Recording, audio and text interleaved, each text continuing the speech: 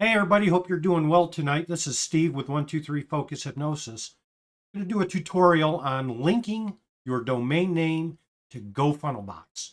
This was the hardest thing for me to wrap my hands around because I'm just not that technically savvy within the IT domain. But once I figured it out, guarantee you 99% of the rest of the world can figure it out. So I'm in GoFunnelbox. I'll back out just to give you there. Uh, GoFunnelbox defaults to the dashboard when you sign into it. Now, I purchased a domain name. Actually, I purchased like 4 domain names this last week because I plan on doing a lot. So when you go into GoFunnelbox, just come down this left side to settings. Easy enough. Click on it. Go to domains, settings and domains. And here's the domains that I have in there right now. They're actually subdomains right there. So it's going to say add a domain name. I'm going to add a domain name. I want www.toppicks. Nope, 23. 23. Toppicks. So that's one of the domains I have. Those are going to be my 2023 top picks of the year. I'm doing a funnel for somebody as a test for a presentation I have upcoming. So I put my domain in here. And I'm going to hit add. And GoFunnelbox is just going to scream at me. You don't have a C name or an A record associated with this domain. Well, okay. So I purchased my domain names through Pork Button. Get out of this. Here's the 4 I bought last week. You can see it right there. And here's what I'm going to use. Now, if you have a domain and it's hosted on a website host, you would go to that website host and go to settings, manage, DNS. Okay.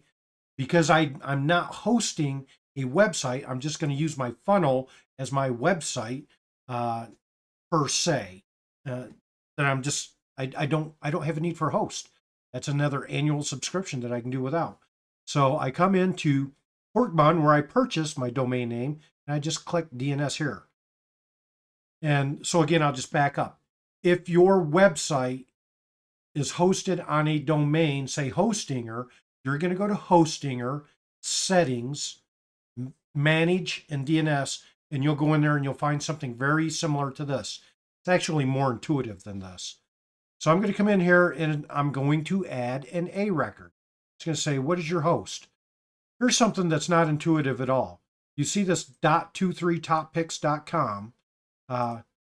They just think that you're tech savvy, right? I'm not. So www, that's all I have to put. It's just going to recognize that .23toppicks.com falls in after the www. Now for the answer, I have to go back and copy these numbers. And now I'm going to go minimize this, and I'm going to put that in for an answer. Why it says answer, I don't know. But what I did was I looked down here and I saw the answer is where you want it to point to. So I was like, okay, if that's what you're asking, that's what I'll do. And I'll hit add. It'll either like me or not. Yay, it liked me. So when you go down here, it said, I created an A record. Here's my host. And this is where I'm pointing that domain name to.